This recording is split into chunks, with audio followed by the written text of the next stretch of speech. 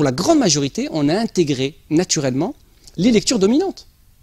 L'histoire de la colonisation, ceux qui l'ont écrit, c'est quasiment tous les mêmes. C'est un certain nombre d'intellectuels avec une idéologie claire, une certaine vision et une volonté. On n'écrit jamais l'histoire, on ne produit jamais du sens et on ne produit jamais de la théorie pour le plaisir de la produire. On est influencé par la situation d'où on parle. On parle toujours de quelque part.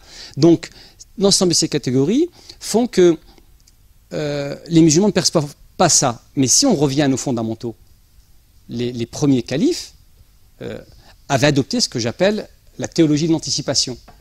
Ils avaient une vision pragmatique du réel qui était complètement dénuée des sentiments. C'est-à-dire que c'est vrai que si je pense à mes parents, à mes ancêtres, j'ai envie de transmettre un certain nombre d'éléments issus de la culture familiale. Mais en quoi ces éléments de culture que je souhaite transmettre, que je voudrais transmettre d'un point de vue sentimental, sont véritablement un élément positif pour la génération qui arrive?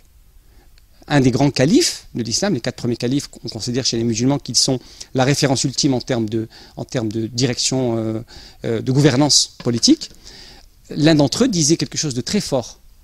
C'est un arabe, issu des grandes tribus arabes, et il s'adressait à ses contemporains, c'est-à-dire il s'adressait non seulement aux compagnons du prophète, alayhi salatu wassalam, c'est-à-dire aux compagnons qui ont vécu avec lui la révélation, donc qui avaient la même compréhension de l'islam que lui, et il s'adressait aux nouvelles générations, en leur disant, comme conseil et recommandation, donc ce n'est pas un texte théologique, mais c'est une vision pragmatique, donc c'est cette théologie de l'anticipation, il dit, n'éduquez pas vos enfants comme vous avez été éduqués, ils sont nés pour une époque qui n'est pas votre époque. Et ça, c'est la clé. Ça veut dire quoi? Ça veut dire que ces populations nouvelles qui arrivaient, c'est leurs enfants, donc, la 3e génération, donc la 2e génération après les compagnons, allaient arriver dans une société musulmane qui n'était pas la société tribale de l'époque prophétique, mais qui allait devenir un empire, qui allait absorber la Perse, qui allait absorber la Syrie qui avait 10 000 ans d'histoire, qui allait absorber l'Égypte, qui allait s'étendre jusqu'aux frontières d'Europe. Donc la génération qui allait vivre dans ce nouvel espace musulman n'était pas la génération qui a vécu à la Mecque et ensuite au maximum donc dans des frontières qui étaient liées à la péninsule arabique et qui avaient un contexte autre. En conclusion, il s'agit de substituer les terreaux culturels dans lesquels l'islam s'enracine. Donc, pour qu'ils puissent survivre, parce qu'à mon sens, en tant que musulmans, l'essentiel pour nous, la question suprême, c'est pas tant la discrimination, la mémoire de la colonisation, les luttes qu'on nous présente comme étant les luttes essentielles pour les populations héritières de l'immigration. À mon sens, il y a un seul objectif unique, suprême et absolu, c'est comment, sauvegarder le noyau irréductible de l'islam, parce que c'est ça parce que c'est notre cœur, c'est la clé pour notre vision du monde, parce que si c'est pas ça qui est important, donc, et que l'islam est secondaire, dans ce cas ça pose plus de problème. On est français tout court, on peut être laïque, athée, catholique, sans religion, donc ça pose pas de problème en soi. Aujourd'hui, la question des minarets revient à l'islam, donc c'est toujours la question centrale à mon sens aujourd'hui, c'est la question sur laquelle il va falloir résoudre la problématique en une seule fois. Donc, si on part du principe que c'est notre priorité absolue et que notre postulat qui est que l'islam ne subsiste et ne produit de la civilisation que dans un terreau culturel homogène et fort, ça signifie qu'il doit quitter très vite, c'est-à-dire au 1er janvier 2010, pour les générations de demain, les terreaux culturels d'origine, hérités, empruntés, exilés, pour un nouvel espace culturel qui est l'espace français, qui de toute façon sera l'espace majoritaire pour nos descendants demain, puisque même ceux qui s'attachent à l'altérité d'origine, aux cultures d'origine, savent que ça va disparaître avec le temps. Donc autant provoquer rapidement les événements, on n'a plus le temps, vu les enjeux qu'il y a derrière, vu ceux qui travaillent à la destruction de ce projet. Et donc il faut pouvoir l'enraciner dans un terreau culturel qui est finalement le terreau français, la culture, les traditions françaises, moi qui suis parti à la campagne pour justement fuir la vie urbaine et ses inconvénients, est beaucoup plus accessible. Je m'occupe notamment d'enfants, à travers le scoutisme par exemple, et il est beaucoup plus aisé pour des musulmans vivant en province ou à la campagne de s'intéresser aux pratiques culturelles locales, aux comices agricoles, à la gastronomie locale, aux traditions et je vais très loin même, j'intéresse mes enfants aux patois locaux.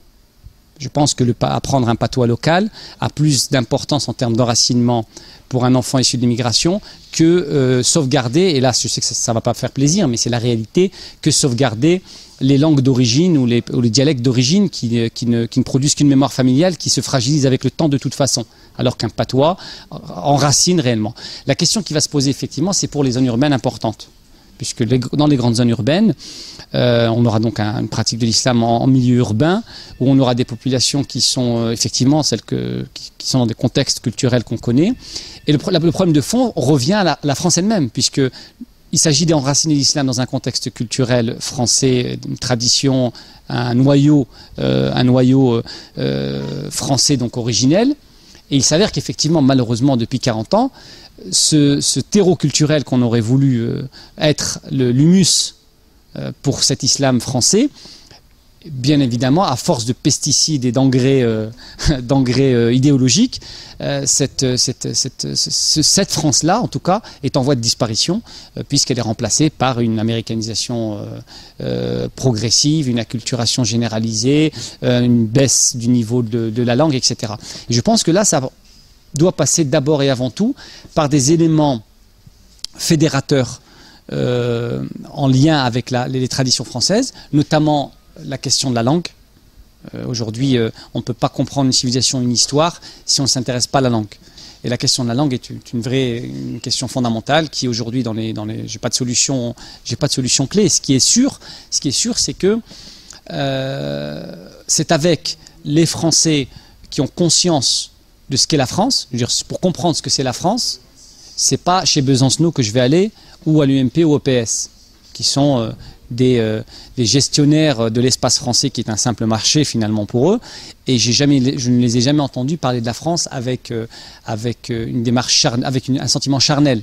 J'ai entendu les Turcs parler de la Turquie, j'entends les Algériens parler de l'Algérie, j'entends les Afghans parler de leur pays.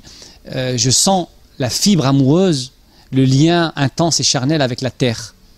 Lorsque j'entends la plupart des élites politiques de ce pays, ça a complètement disparu. Donc c'est avec les Français qui ont encore conscience de ce que peut représenter cette France, qui ont encore une idée de ce que peut signifier préserver ce patrimoine, ou en tout cas même le ressusciter. Et je pense que nous, en tant que musulmans français récents, nous avons un rôle déterminant dans la régénérescence de ces